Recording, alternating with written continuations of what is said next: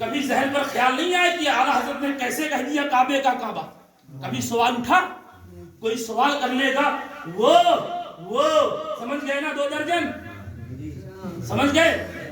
وہ غدار مصطفیٰ 2 درجن اگر آپ سے اعتراض کر لیا ہے نا کہ کیوں کہا اعلیٰ حضرت نے کہ حاجیو آؤ شہنشاہ کا روضہ دیکھو، کعبہ کو دیکھ چکے، کعبے کا کعبہ دیکھو، چل کے بولنے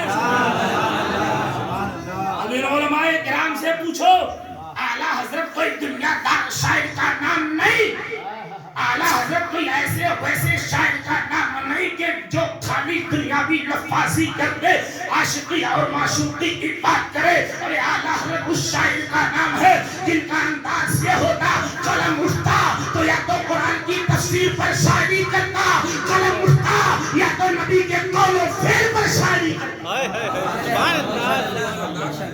اعلیٰ حضرت کوئی عام شاعر کا نام نہیں بلکہ اعلیٰ حضرت اس شاعر کا نام ہے کہ قلم اٹھاتے یا تو قرآن کی تفسیر جھلکتی ان کے شاعرانہ انداز پر یا تو حدیث کی ترجمانی کرتے نظر آتے اپنے قلم نوک سے. یہ اعلیٰ حضرت کی شاعری ہوتی. اب پوچھو ایک بریلی کے امام، ایک سنیت کی جان، اے احمد رضا خان، آپ نے کیوں کہا حاجیو آؤ شہنشاہ کا روضہ دیکھو، کعبہ کو دیکھ چکے، کعبے کا کعبہ دیکھو.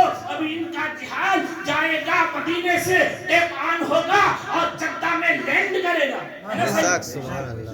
جدہ سے اتر کے پہلے خانہ کعبہ جائیں گے، پھر ان کا عشق کہے گا اے عبدالکلام، اور ان کے ساتھ جتنے ہوں گے سب کا عشق کہے گا چلو کہاں چلنا ہے؟ چلو دیار مصطفیٰ میں چلنا ہے، چلو وہاں چلنا ہے جس کے لیے امام نے فرمایا کعبے کا کعبہ. تو معلوم ہے کیوں امام نے کہا تھا کعبے کا کعبہ؟ بات آ گئی، جواب لے لو. سیدنا امام احمد رضا کا قول و فعل میں نے کہا نا یا تو نبی کے حدیث پر ہوتا یا تو قرآن کی ترجمانی پر ہوتا.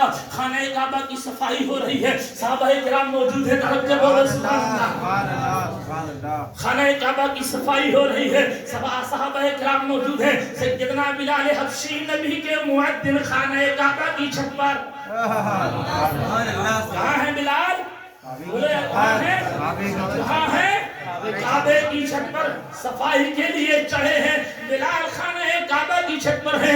یہ وہی بلال ہے جو نبی کے مؤذن ہے. سیدنا بلال خانہ کعبہ کی چھت پر ہے. جیسے ہی اذان کا وقت ہوا نبی نے فرمایا بلال اذان پڑھو. کیا فرمایا نبی نے؟ بلال اذان پڑھو.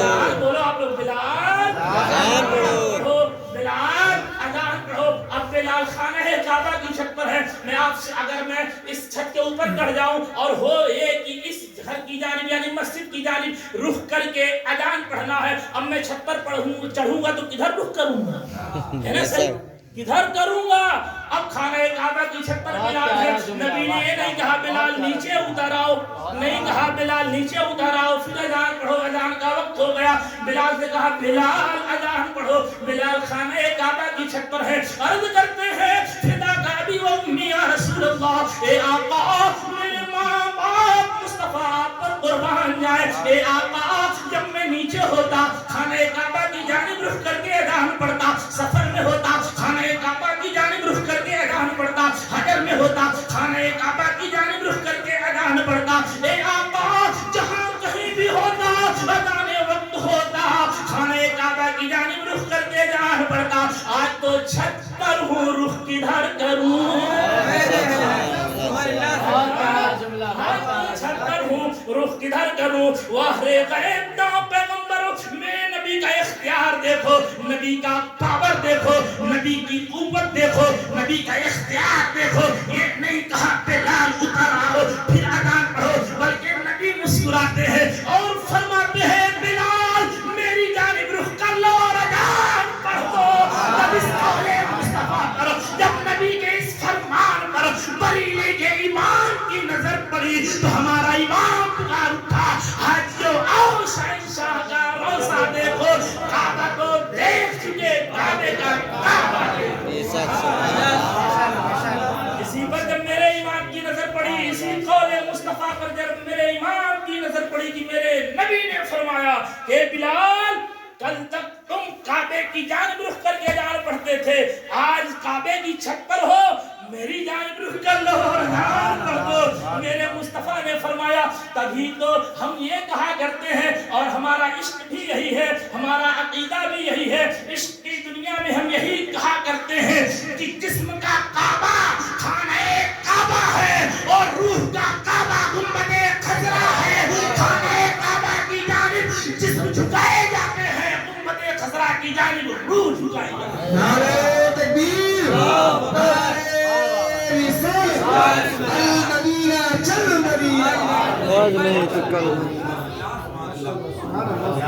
خانہ کعبہ جسم کا کعبہ ہے، اس کی جانب روح اور جسم جھکایا جاتا ہے، پیشانی جھکائی جاتی ہے، اور روح کا کعبہ گنبد خضرا ہے، دل کا کعبہ گنبد خضرا ہے۔ تبھی تو ہم کہا کرتے ہیں تو لاکھ عبادت میں گزارو لیکن وہ جسے چاہیں گے سجدہ وہی سجدہ ہوگا۔ لاکھ عبادت میں گزارو